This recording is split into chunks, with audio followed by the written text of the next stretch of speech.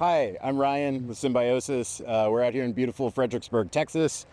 I wanted to come to you to talk about some of the winter maintenance that you can be doing before spring arrives and we get into all of the planting and plant tasks that we love in that season.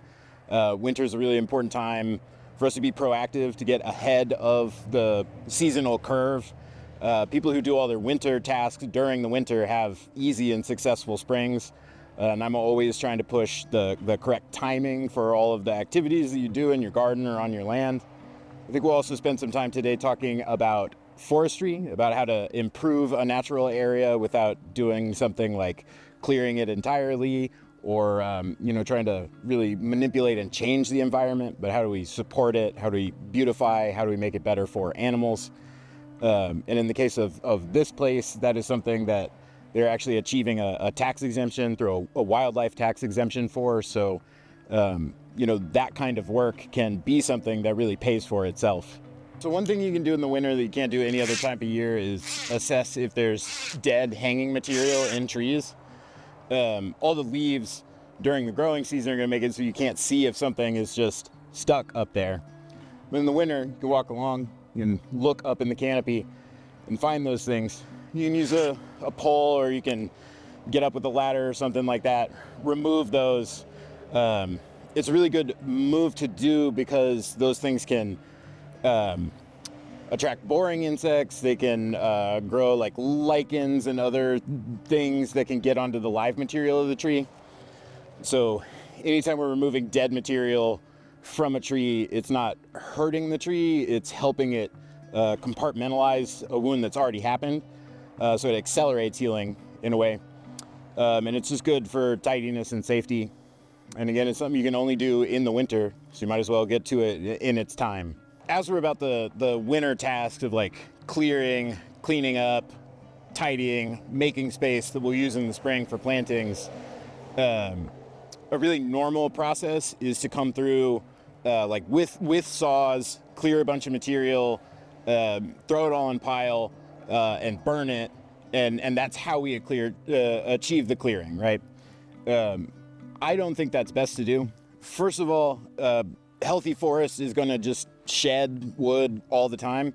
So a lot of the times you don't even need to get saws out unless it's to kind of like cut something off that's broken and hanging, or there's situations where they're very useful, but that is not necessarily the first thing. The first thing could just be going around and gathering material that's fallen. I've been coming to this area for a few years, so I've been watching these majestic but dead pecans break down. And I'm really glad that it's something that hasn't happened in the sense of like just coming in maybe with a crew to remove. There's not people around enough that these pieces falling is a danger to everyone, so they may as well just fall in their time. And there's some really good ecological advantages to that.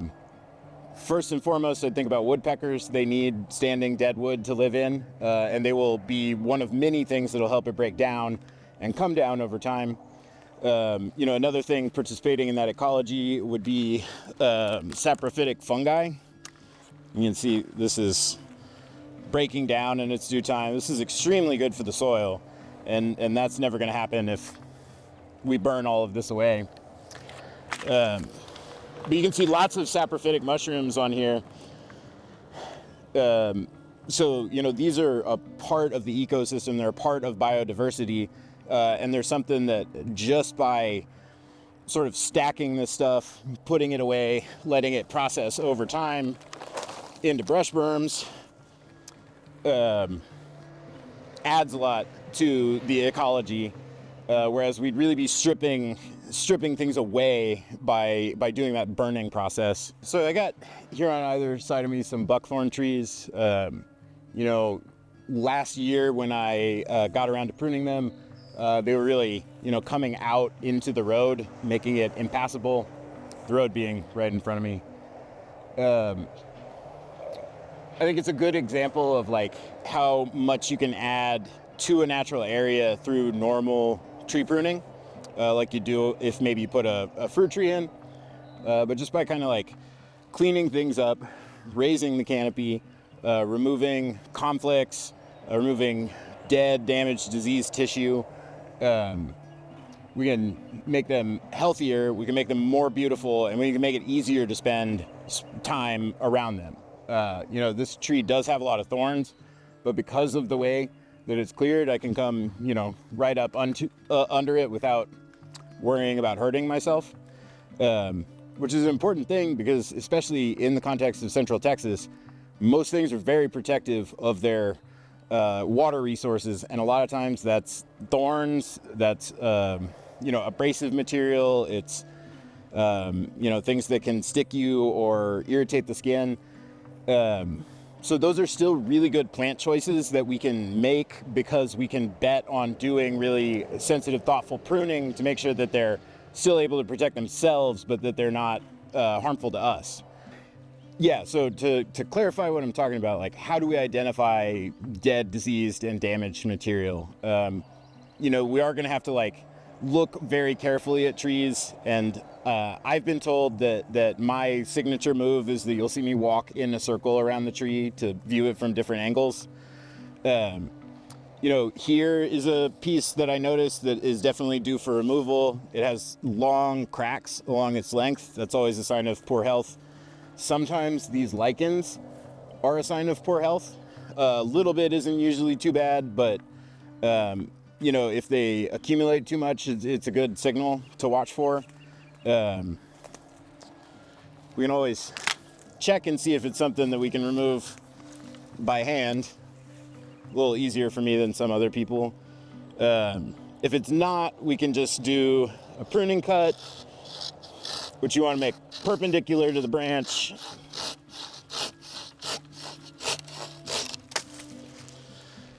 That'll reduce weight on the tree, which is generally beneficial. There's a whole host of health benefits for taking dead material off.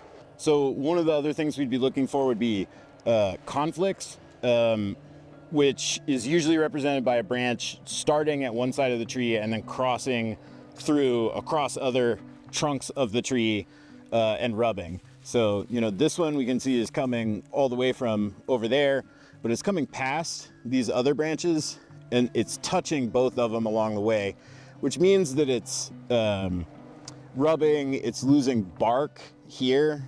So this is due for removal. It also doesn't look like it has good growth on the end of it. I'd come back to this vertical, which I think is, more on the right side of the tree, and looks like it'll have some leaves on top of it. And sawing that off and removing it, it's going to help assist those other branches. And here's another good example. This looks like it might have been rubbed, not by another branch, but perhaps by a deer. And it took a break there, so that might have some life in it. But it's gonna be dysfunctional, so we might as well select it so that we can get other things, other parts of the tree growing in healthier, faster, better.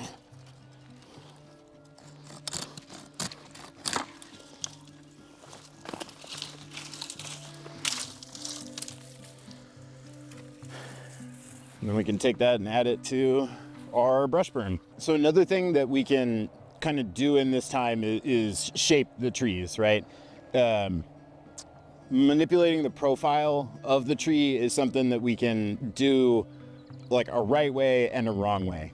So the right way would be that we would use pruning cuts on downward facing material and stuff that is growing laterally from low, because that'll always really widen the profile of the tree.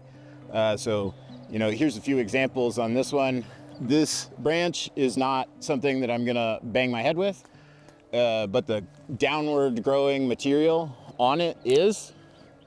So we can just come through and remove some of those so that they're not hanging, and that's gonna raise the profile of the tree and make it easier to spend time around it.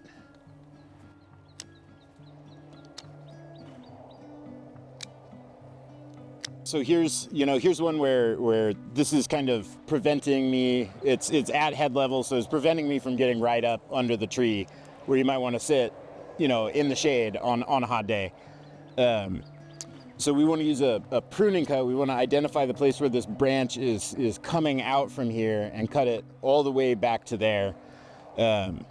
Otherwise, we'd be using a head cut, which can cause deformed growth, but following it back, we see it's got this part, which will be viable if we cut this off. So coming all the way back to that branch point, we can saw this off.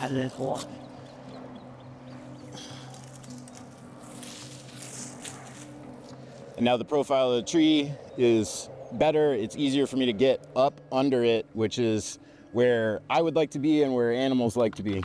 So I think one thing that's on a lot of people's minds is wildfire risk. And a lot of times when people are interacting with their land, especially around brush clearing, that's what they're thinking about. So I want to put in a plug for brush berms as a way to actually mitigate wildfire risk. There's a few things going on with it. The first is that brush berm is going to work as a check when fire is moving across the landscape. The number one thing that you're trying to do when there's a grass fire moving across the landscape is to slow it down. You know, emergency situations, firefighters are going to be trenching. That's one method to slow it down. This is one that you can do fairly easily without too many tools on your own land. And I know people think sometimes looking at a brush berm that is a fuel source that would make a fire worse. And it's just a little backwards, because having all this material close to the ground, it's going to be decaying, which means that the wood is going to get spongier and it's going to hold more water. So it's actually going to be harder to burn as time goes by. It's gonna slow that down, and in the meantime, it's providing all these benefits in terms of soil nutrition, in terms of habitat. So I think this is a really robust technique that kind of gets you a lot of different ecosystem benefits, including fire prevention, at an easy barrier for entry. It's a great technique. Everyone should be doing it on their land. All right, hey, thanks guys. Appreciate you watching. I hope you enjoyed it. And if you want to learn more about what we do, how we do it, why we do it, you can hop over to our website. There's tons of good articles. You can join our newsletter. You can follow us on YouTube, Instagram, and TikTok. We'd love to see you there and answer your questions. Thanks again. Enjoy.